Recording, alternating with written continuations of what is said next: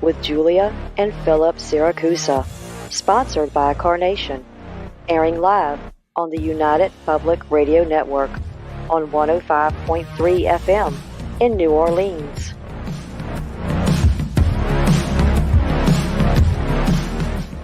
This show's entrance has been edited, produced, and directed by Gwen from Perfect Trust Productions, LLC.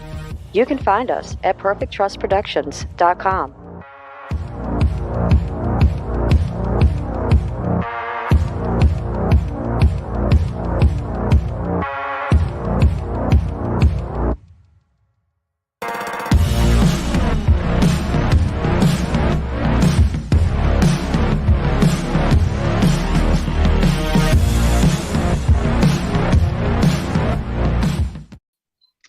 Hello, everyone, and welcome to Monday night segment of Horsefly Chronicles Radio with myself, Julia Siracusa, and Phil Siracusa.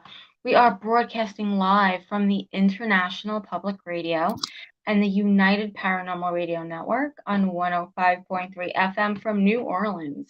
This evening's show is fully sponsored by Carnation, so we want to thank them for their sponsorship. You'll have to do a few things in order to participate. Go on over to the YouTube channel, UFO Paranormal Radio or International Public Radio. You can also go into all of the Facebook stations, UFO Paranormal Radio Network, UFO Undercover with Joe Montaldo, News on the Flip Side, Twitch, SoundCloud, and Podbeam. And if you have any questions for our guests, please ask. So tonight, guys, we have another amazing guest. And tonight we're going to talk about trauma and how it really affects us. So please let's welcome Michelle Carpenter to the show. Michelle has a gift of seeing into the person's body, mind, and spirit. She can sense when a person's heart contracts, when it feels sadness or pain, and expands when their vibration shifts. She is shown where feelings are held within the body and the mind. She'll discuss tonight how to release grief and trauma from our bodies and how trauma can affect us, including our past lives, and how that plays a part in releasing trauma. She'll also talk about how she channels angelic beings of light called Council of Eight. So please let's welcome her to the show. Welcome. Thank you. Thank you, Julia and Philip. It's lovely to be a part of your show. Thank you. Awesome. We love the accent. Yes. Hey, really quick, Carpenter, any relationship to the Carpenters? No, funny story. My husband and I are busy painting our lounge, and the other day I had some 60s and 70s tunes going on, and the Carpenters were playing in the background. And I said, "Oh, this is the Carpenters." He's like, "Huh? Who they?" And I'm like, "Come on, dude, get with the program." How have you not heard about the Carpenters after all these years? I mean, she was just beautiful and iconic. I mean, she got the most beautiful voice, Oh, most definitely. Yeah. But Second no to none. relation. Her voice was second to none. So, Michelle, can you take us to the beginning of your story? What drove you down this amazing road of studying and learning how to sense trauma in people? Through my own life experience, through my own upbringing, through learning as I've gone along. And I don't know how much you would like me to share. Would you like me to start at basically my own trauma that I've gone through? Whatever you feel comfortable sharing. Well, I'm very open, I am very open to share my story, because in my hope and what I've been shown just in the years that I've been working on myself is that the more I share with somebody else or other people, who knows that may help them in their experience or their trauma that they're going through in their own lives. And so I'm kind of very open in sharing, so that's why I always just like to ask, because, even when I was sexually abused at the age of 5, I didn't know that it was sexual abuse at the time. It was my uncle. He was going through puberty, but it was quite graphic. I've come to discover over the years of, having to go into therapy and that, in terms of what he did to me. So that's why I just like to ask, in terms of, sexual abuse is different for many different people. But yeah, that's where I pretty much started was, many years ago, my folks lived in Zimbabwe, and which used to be called Rhodesia. And my dad was part of the Rhodesian War, and my folks were young. They got married at a very young age, had my oldest brother. And when we had the President Mugabe take over, it became quite intense to live there. And my folks pretty much just gave away almost all of their belongings. And I remember, my mom and I think my dad went to South Africa first, but we then joined as a family, a few months later on a train with a few boxes in South Africa. And like I say, as time has gone on, I've realized even that experience, those experiences of my dad being in the Rhodesian, a soldier in the Rhodesian War, going backwards and forwards, I picked up on a lot of my mom's fear. My mom used to, lock myself and my oldest brother in the bedroom, and just out of her own fear of what might happen. Fast forward, so I was sexually abused in Zimbabwe, didn't know it was an issue or a thing or a problem, and because I was told to keep it a secret, obviously. And when we then moved to South Africa, my folks, in the 70s, there was a lot of partying, and with the partying, there was a lot of drinking that came with that. And I've come to again experience over time that there was a suppression of their own feelings in their own childhood, and what my dad was experiencing, what my mom had experienced in her lifetime. But that affected me as a little girl. I'm the middle child, and I remember a lot, like even talking about being in the bedroom with my mom and sleeping in the room. My oldest brother is 3.5 years older. I said, "Do you remember that memory?" And he's like, No, I don't. But just to share with you guys how when we start going deeper into our own psyche, and I've actually shared an experience when my mom was alive and I went back to South Africa a few years ago. I said to her, "Mom, I remember you." My mom was very angry as a woman, and she projected a lot of that anger onto myself and my oldest brother. And I said to her, "Mom, I remember there was a time where," and I explained the sideboard, and I explained the dining room, and I explained the plates that she was throwing at my dad. And she's like, "Michelle, that's impossible. How do you remember that?" And I said, "I remember it. Like, I remember the maroon plates and you were throwing them at Dad." And she goes, "No, I was 7 months pregnant with you. How do you remember that?" So, when I've gone into hypnosis sessions or gone into deep regression again, or gone into feeling into my body throughout, it's been about 14 or 15 years that I started working on myself. And kind of at times I feel like I'm back to basics. I'm like, damn it, there's the old story might come up, but there's still a feeling that's embedded within my body. But my mom was blown away. I was blown away that I even remembered that being in her womb. But that's how we take on the intergenerational trauma. So fast forward to being in South Africa, growing up in what I would say a volatile situation. My parents did the very best they could, but we didn't have a lot of money at times, and also having to just leave everything behind in Zimbabwe, getting to South Africa, took them years to get onto their feet financially again. One situation was we moved into a small mining town, and there was a girl at school that called me a poor white, and I stuck with that anger for years and years and years, because we were in a mining home. They were all face bricks, so you knew who was, the parents who were miners. But that memory was traumatic for me, because it was clearly embarrassing that I was known as a poor white by this one specific girl. And every time I saw her at school, I was just angry. So for me, I just suppressed. I used to have a lot of tonsillitis, a lot of ear infections, a lot of bronchitis. So my body kept flaring up because I never spoke up, number one, from the sexual abuse. I then had bulimia as a young girl. I was a dancer, and I somehow got it wrong. I always chuckle when I share this story, because I ate too much and I didn't vomit enough because I was putting on weight. My ballet teacher called my mom in and said, "Something's going on with Michelle." But I never shared things with my mother. We, again, grew up in the 70s and 80s, and we weren't taught to share things, to share experiences. We just got on with life, basically. At the age of 16 and a half, I had a very, very good friend who I'd grown up with since I'd immigrated to South Africa. And she had what was called spina bifida, and she'd had a kidney transplant at the age of, I think it was 15 and a half, 16, and the kidney didn't take, so she died. And that was a very integral part of my journey, which I've come to experience, because she had passed over in hospice in Johannesburg. And I remember sitting a few days before she passed over, and her parents were being counseled. And I remember them coming out of the room with the counselor. I remember looking at the woman thinking, how is that counselor not crying? Like, wow, this is phenomenal, you know? And fast forward into my journey, when I was 32, 33 years old, I became a part-time hospice caregiver, and I learned so much from that experience. But I was being guided. Now that I know that I'm, you know, in this learning of my soul's journey, when I was 16 and a half, that was part of what I needed to learn in order to, you know, fast forward a few years later, 20 odd years later, to becoming a part-time hospice caregiver.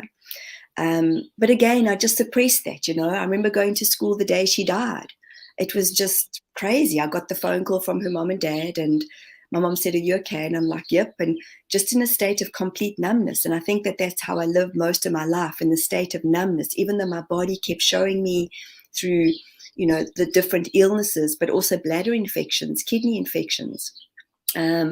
And what I forgot to mention was my dad, bless his cotton socks, but he'd had a few affairs when he was younger. And that was a lot of my mom's anger. So my mom had conditioned me, do not let a man dominate you. Well, guess what?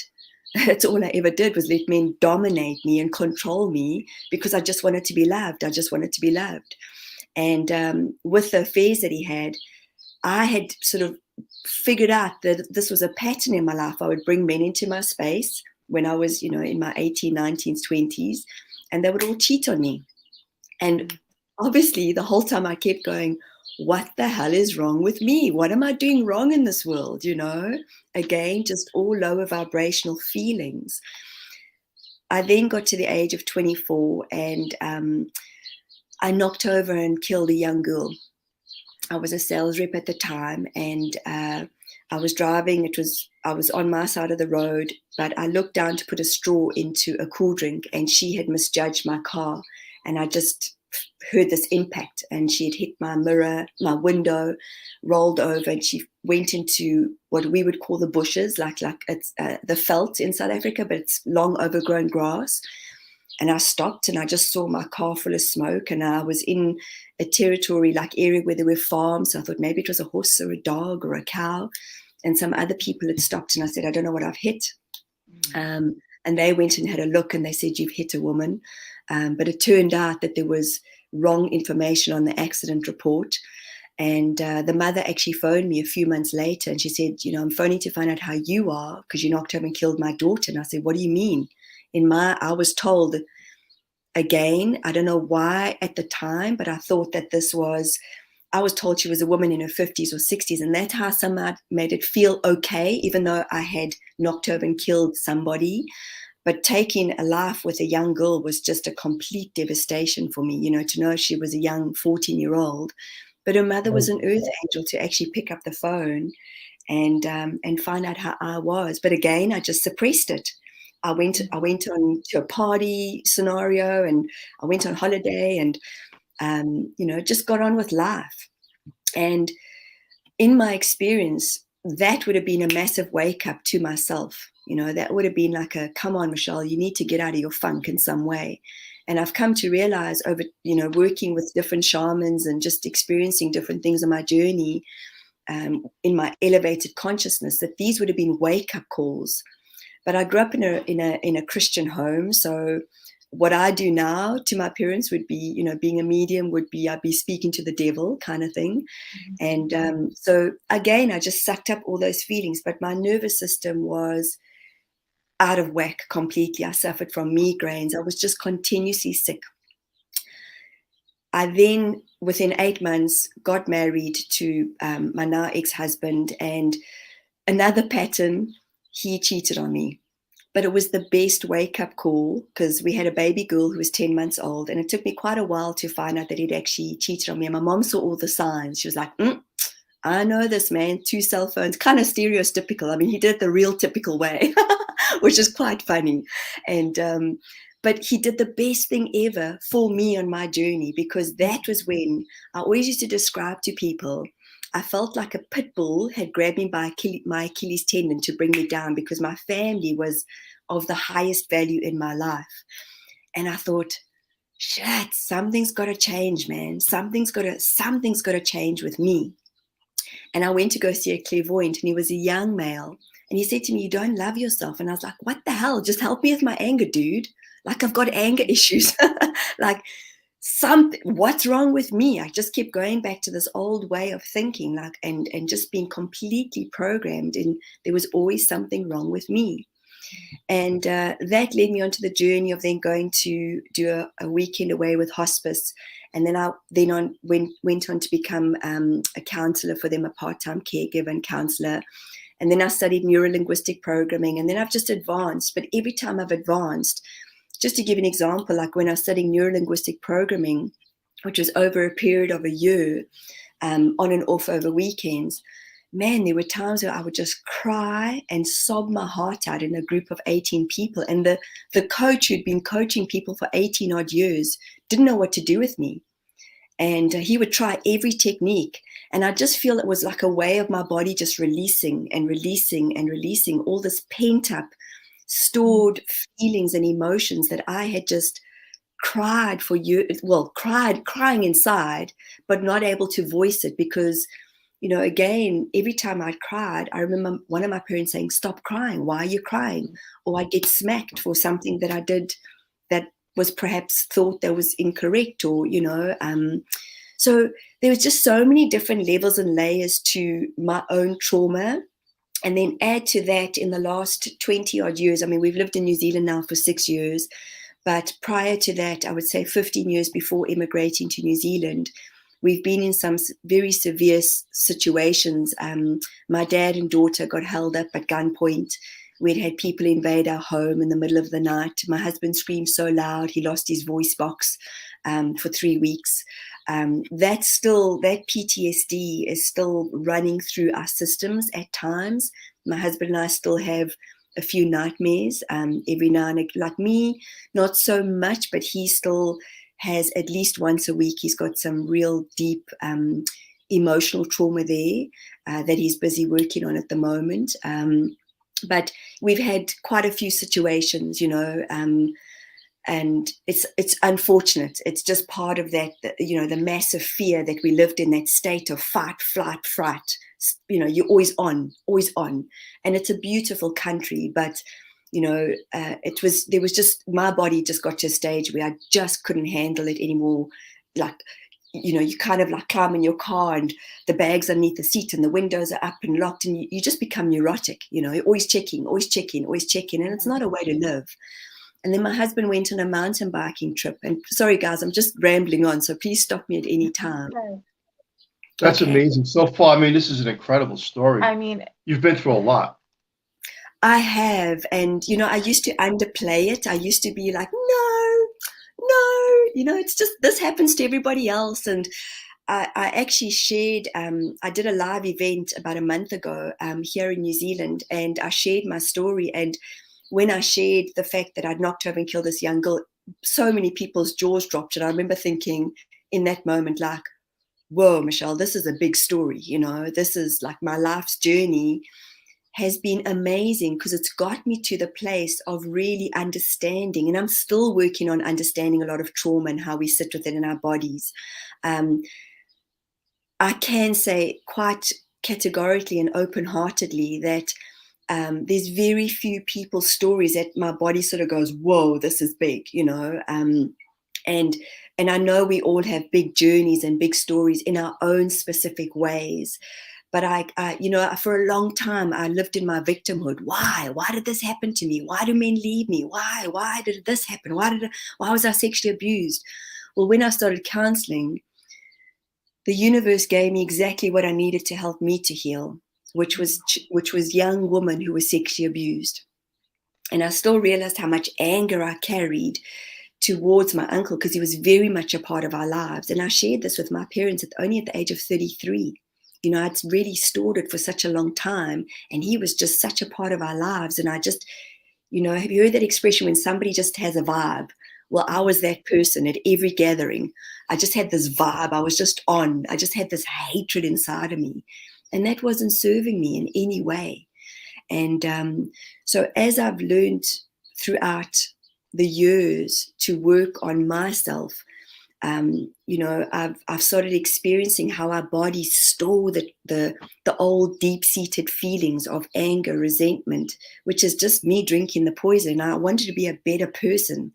I wanted to, part of my sexual abuse was being angry at him, but then being angry at my parents. That was another level. But then the biggest thing was being angry at myself. And, at the age of 5, I was so super critical, like I should have known better.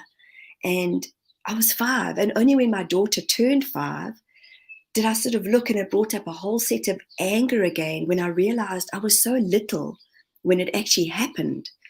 And my parents weren't as empathetic as what I'd hoped for them to be at the time. I was coming from my own place of perspective of, if anybody had done that to my children, I would have annihilated them. In all honesty, I would have taken them out, man. I would have been like, I say that respectfully, but that's my thought process. I'm like, what could I do, man? Like, I'm just like, oh, I'm on. But obviously within limits, I don't want to go to prison because of something that happened to my kids. But that's the anger that I was carrying. It was so deep-seated. I want to ask you this question really quick. Sure. Do you think, from your knowledge and wisdom and everything you've been through to this point in your life, that everything was supposed to play out the way it did? And I ask that because, I interview a lot of people, and it's as if each one of us has our own story, our own puzzle.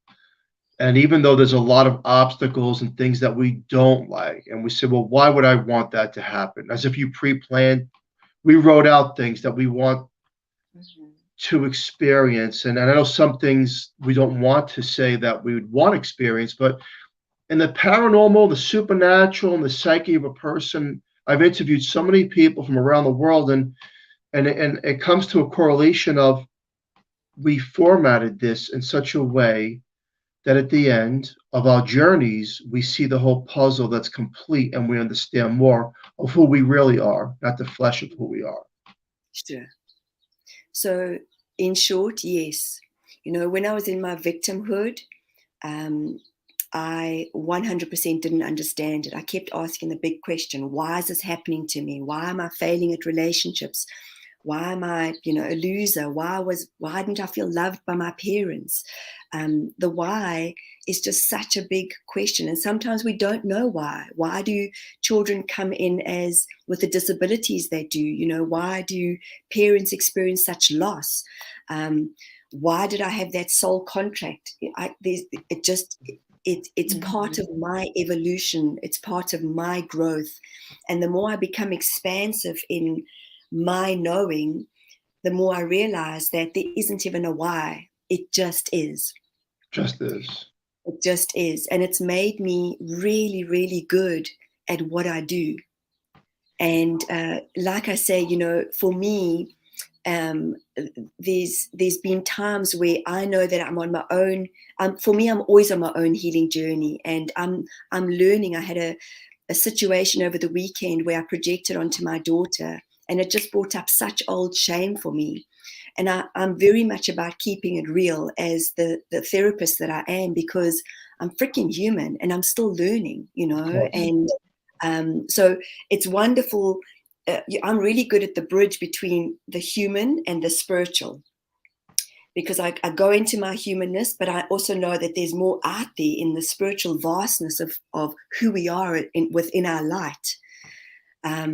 And that's what I've had to learn over time, is that because I used to sit in my emotions and like really just be like, like life's so freaking awful, and why is this happening to me? And, even if you notice my body, like this is how I used to be. And then I'd blame my parents. Part of that change and part of the healing in my sexual abuse was then being angry at my mother and my father because they didn't nourish me or nurture me in the way that I'd hoped that they would have.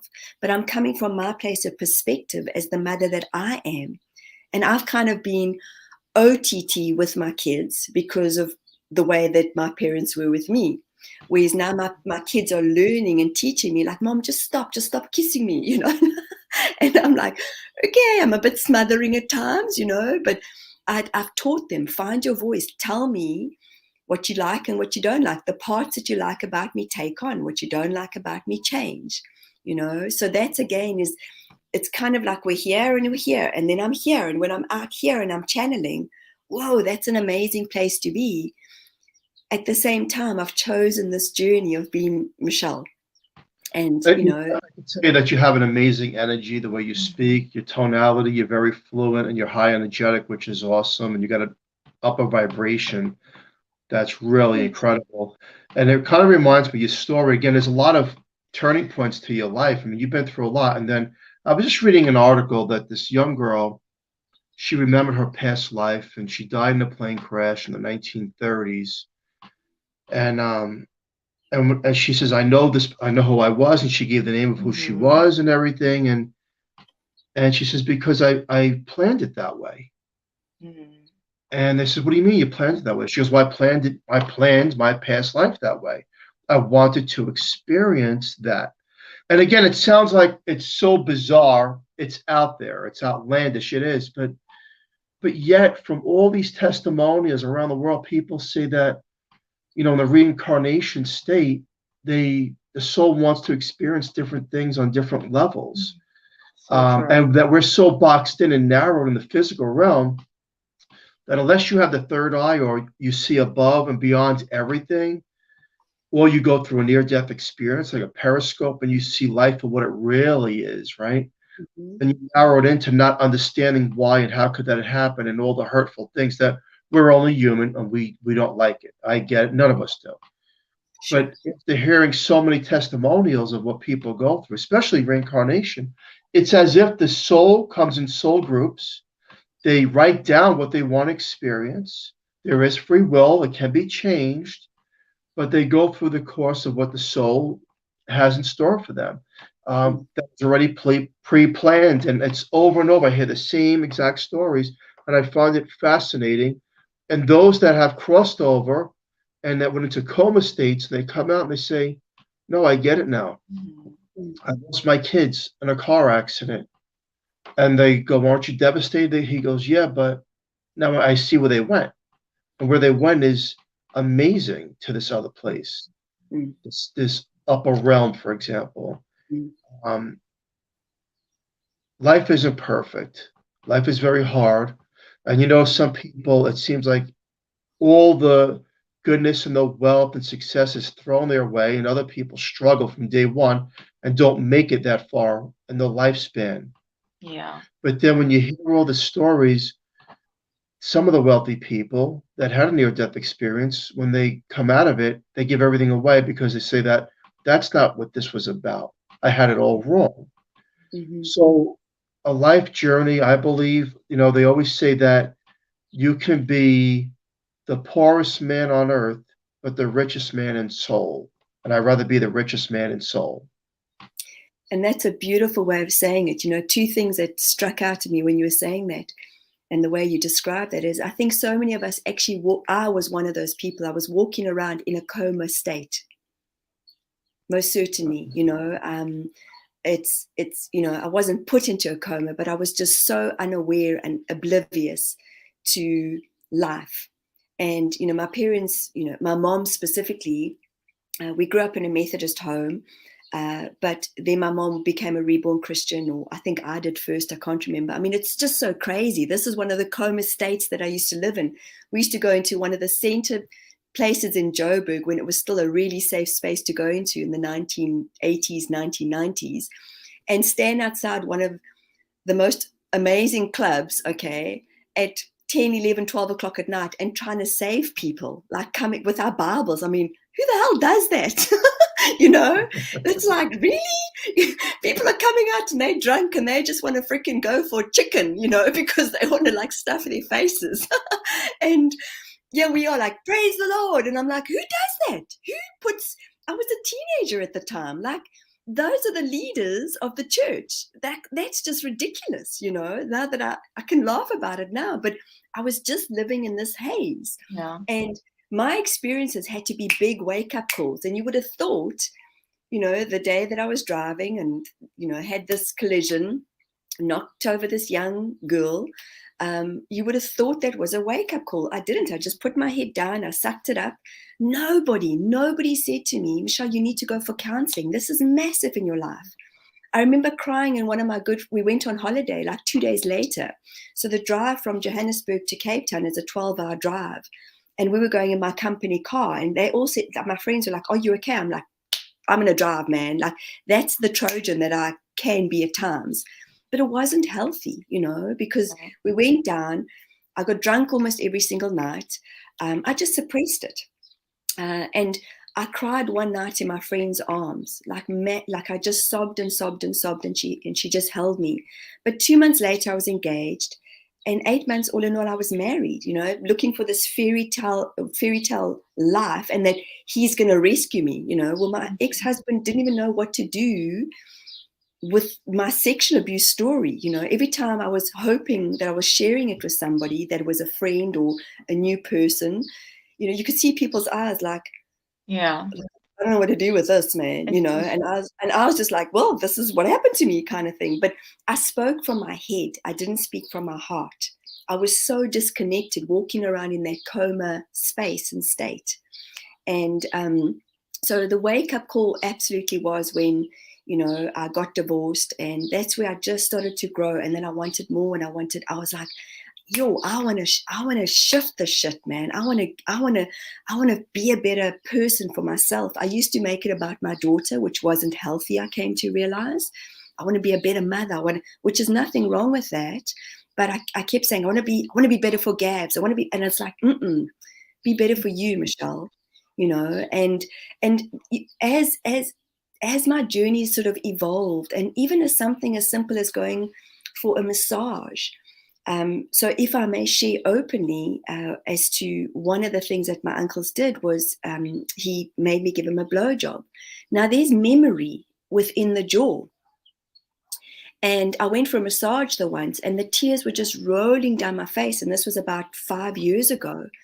And the massage therapist was so precise. And she's like, Michelle, she was in my jaw. She's like, you're holding on to deep-seated anger in your jaw. But I could feel my jaw moving as the emotions and the energy was flowing through me, if that makes any sense. Because the emotions were just coming through my tears. But I could actually feel my jaw, and I was just connecting with my little 5-year-old self. I just kept saying to him, okay, I forgive you.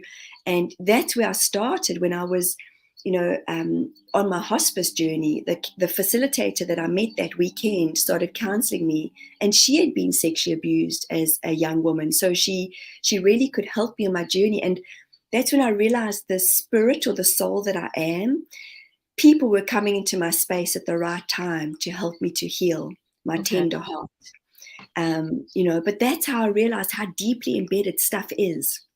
And it's never for me in anybody's journey of trauma. Not one modality is the right way or the wrong way. People want to excel there. Like for me, I was trying to do everything all at once. And then eventually I just went, okay, Michelle, you just keep putting yourself into fight or flight.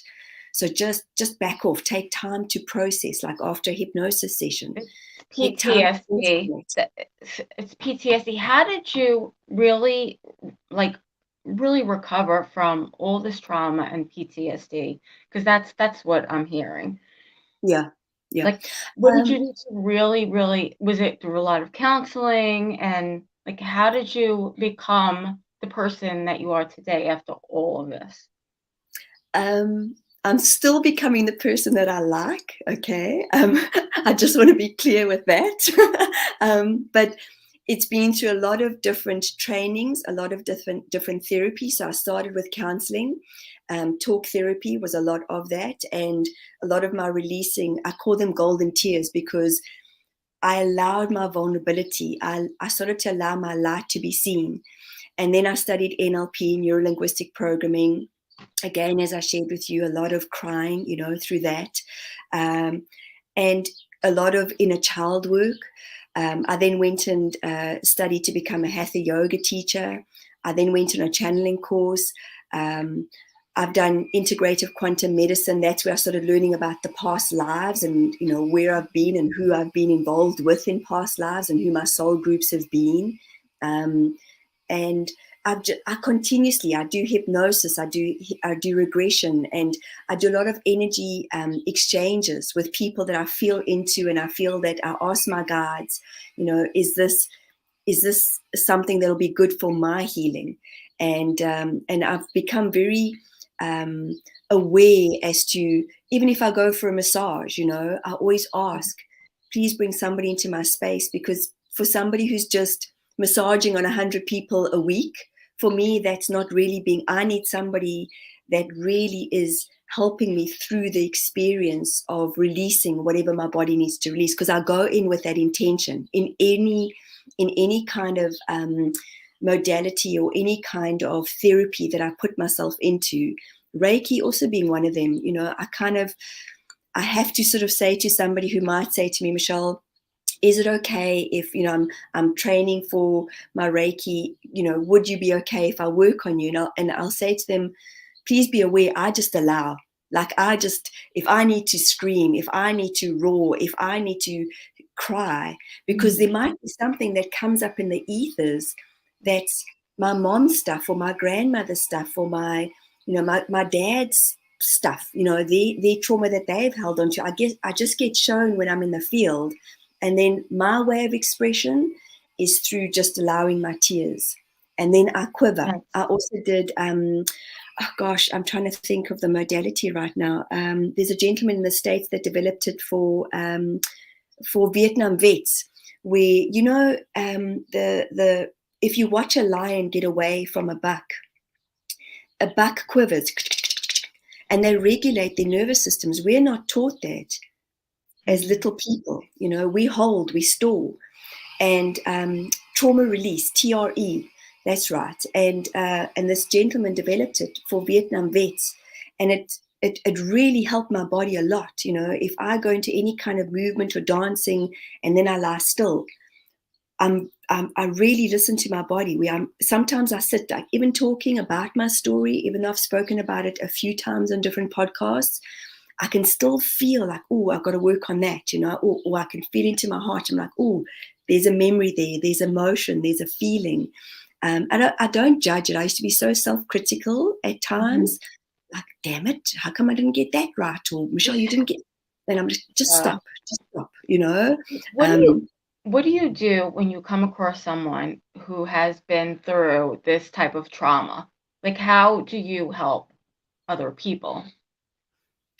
So I work in the now. I work very presently with somebody, and I will always say to them that I basically, because I'm in your field, I energetically feel in my body what my client is sitting opposite me with.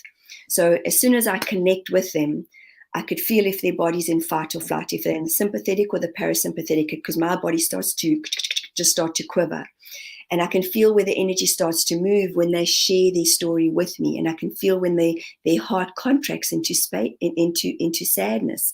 And I'm very gentle, especially when somebody's been through a lot of trauma, and I continuously, let's say for example, if somebody is sitting and they're starting to share their trauma with me, and they're starting to share their story, and Michelle, I'm so traumatized, and I'll just say, okay, and can we just connect? Let's just take a few breaths, and for somebody who's spent years and years and years in fight or flight, and they've got no awareness that they're even in that state of being, it's about the connection. And I'm constantly just navigating. I'm constantly just, okay, whoa, there's the heart. Just breathe. So I use a lot of breath work on my Zoom sessions. If I have a client who's sitting here in my rooms or on my bed, that's where I help their body. I'll go and feel, and I'll say, okay, again, just breathe. And I always will say, breathe into your heart, expand into your heart. And when we use breath work, you know, a lot of times when the trauma is being released, people will start to feel dizzy or they'll start to feel nauseous. And that's where I'll just put my hand. I'm a very touchy-feely person, and I know that that's what, you know, what kid doesn't want to be held, to be honest. You know, what kid doesn't want to be just told in the moment, it's okay, I've got you.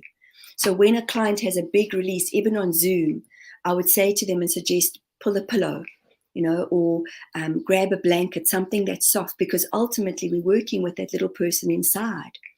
And, you know, the subconscious feelings or programmings that they're holding on to.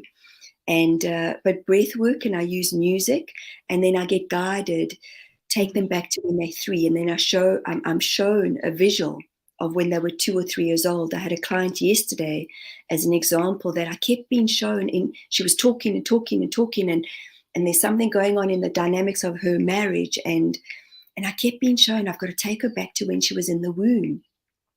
Wow. And then I said, can we just, it was kind of like, let's just calm your body down, get you into the parasympathetic. And when I see people go, then, you know, the state of body is starting to, because it's trust, you know, Yeah. I'm a stranger in their lives, and I do share some of my own personal journey, because I feel like it just helps them feel a little bit more comfortable, that I'm not just the person that's sitting here going, hey man, I've got my shit together, because I don't. You know, I'll sort of share, like, you know, the biggest thing I'm learning, even with PTSD for myself, is you can never say to anybody, I understand exactly what you've been through, Julia. I understand exactly what you've been through, Philip. Nobody understands. Yes. I can say to you, I'm walking with you on your journey. I'm feeling with you. I'm in this moment right now. But none of us understand what the other person is being through. You know, the understanding is here. The brain wants to interpret what it wants to interpret. The brain wants to go, and I'm realizing through my own journey, even when a friend says, oh, Mish, I understand what it's like to be South African. I'm like, no, you don't, dude. Like, but that's me being triggered. So that's when I go, oh, okay, I'm being triggered. I need to work on this, you know, because it's my trigger, it's my feeling. So I'm very much just navigating in the space of helping people to go from their contractedness within their body to helping them to feel lighter in their heart and in their body overall, because that's when we can start to expand our awareness. And when we start to let go, that. Yeah. Yes. You know, I've got friends who are just, they're out there, man, and they've had by their interpretation of being human, they seemingly have had an easy journey, and they're just out there. But sometimes, and I say this respectfully, you know, there's a superficial spiritual bypassing that can happen at times. You know, this is the season I'm in. This is how I'm navigating life, and I'm like,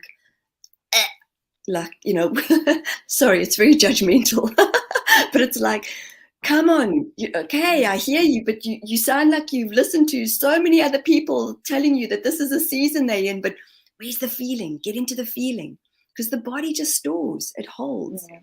And no, sorry, Julia. You have to let yourself feel, because if you don't, it's just going to get worse and worse and worse. That's my experience, you know, is that I didn't know how to feel. And I brought in one heck of a teacher with this mentor and facilitator when I started my journey 15 years ago, because she had a big life journey herself. And she got me to feel all kinds of different emotions. Then eventually got me into a place of acceptance, not only in my own journey, but in my soul's journey. My true knowingness is to learn forgiveness in this lifetime, and to learn more about loving myself and loving others. That for me is what I keep going back to: forgiveness, letting go of the shame, you know, of the experience of sometimes what comes out of my mouth, because my defense mechanism is my mouth. I was incredibly sarcastic as a teenager, incredibly angry as a teenager, because of this wound that I stored. And a lot of my self-sabotaging. I was sexually abused, and then not even, I don't know the timelines, but my big right toe got caught in a bicycle chain when I was 5.5, 6 years old, and I'd had a piece of skin that they said I was young enough to attach it, and thank goodness, because being the dancer that I became over years, grateful that I have 5 toes, on both, 10 toes on all my feet. But I realized that was a self-sabotaging pattern because I got attention from my parents being in hospital. So every time I got sick, I got my mother's attention.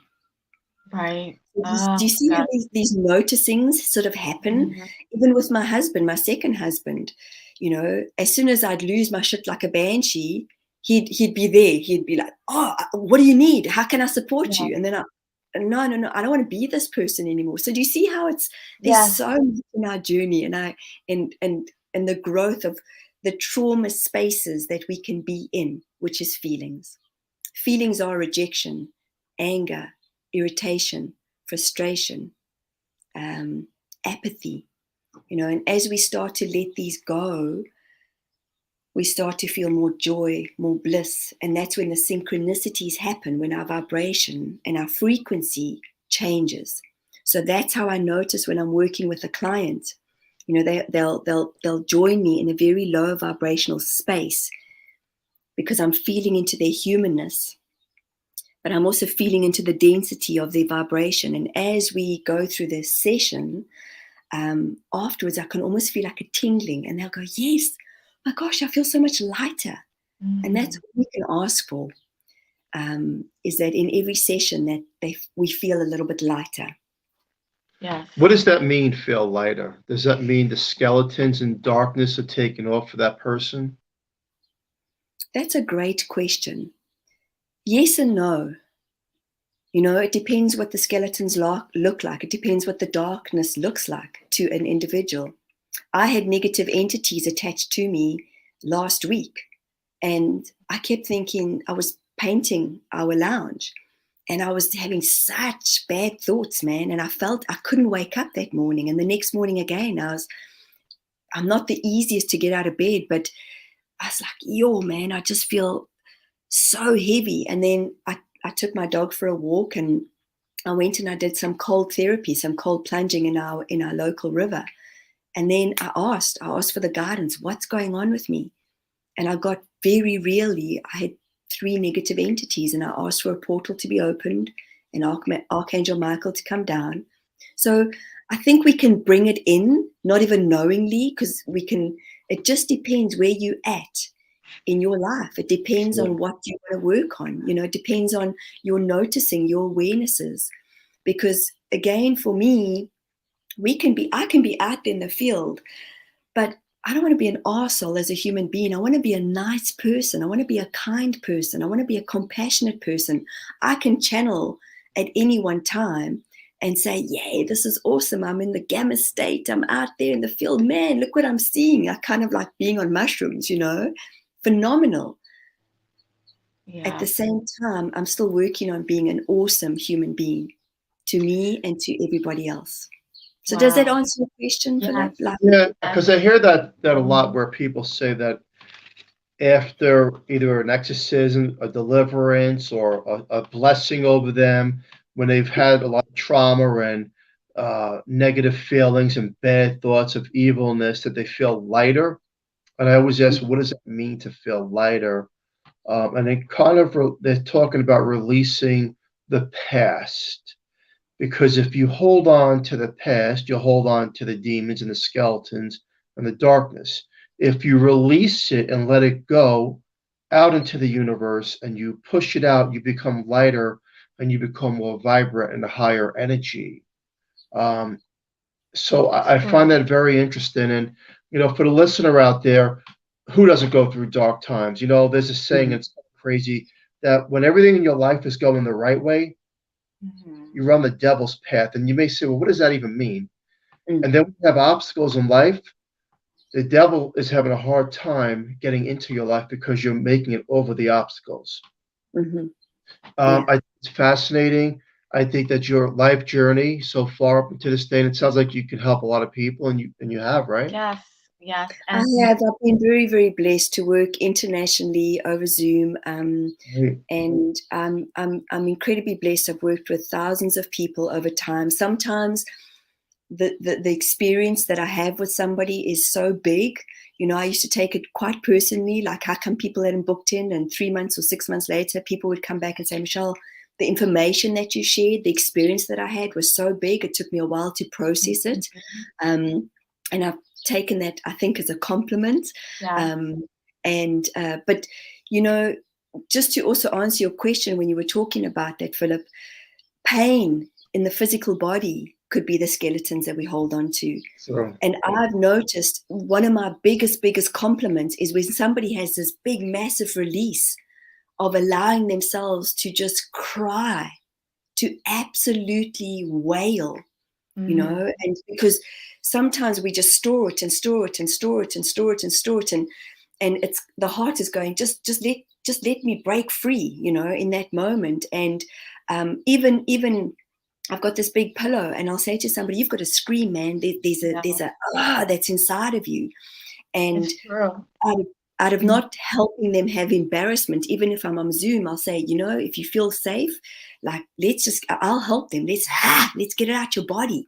Or big breath in, feel, hold, think of the person that you can't stand or you're angry with, and then just release it. You know, and with kids, I use the Katy Perry song Raw. So there's different ways of expressing and getting it out. And sometimes that pain in the body can instantaneously, in those moments, just release, because it's been holding and holding and holding and holding in this vibrational space. And just by letting out a big roar or a big cry, a massive cry, afterwards people go, wow. So even that's the feeling of feeling lighter, you know, where they go, wow, it's just a sensation, actually, now that I think about it. Well, Michelle, we are coming to the end of the show, and we want to really thank you for. Oh yeah, this has been an awesome show. Very knowledgeable. Hey, tell people where they can find you and all that good stuff. Thank you so much for having me, and it amazes me how quick time goes on, you know. And I sometimes go, "Oh, we definitely want to do a part 2. We need to do a part 2 with you." Yeah. Thank you. So they can find me. I've got a YouTube channel called Michelle. Sorry, my kitten's just walked in. Michelle Carpenter Medium. I do channelings on there with the Council of 8, and I have a free gathering coming up at the last Monday of every month, where we come together and bring open-hearted people together. And I'm on Instagram and I'm on Facebook as well, Michelle Carpenter Medium. And I'm just so grateful. Thank you for having me, guys. Thank you so much. Thank you for everything that you're doing to help everyone else. Yeah, most definitely. To the listener, please share this show. There's a lot of knowledge. If you really listen to the show thoroughly, and we all have that darkness, and it's a way to let it go. Yes. Julie, wrap it up. All right. Well, special thank you to Michelle, of course, and special thank you to Carnation for sponsoring the show. And join us next week on 105.3 FM from New Orleans. And stay tuned for Trish Mel with the Missing Piece. Thank you, everyone. Have a safe, great night, and we'll catch you soon. Thank you. Thank you, everybody. Good night. Thank you. Thanks so much, guys. Bye. Thank you.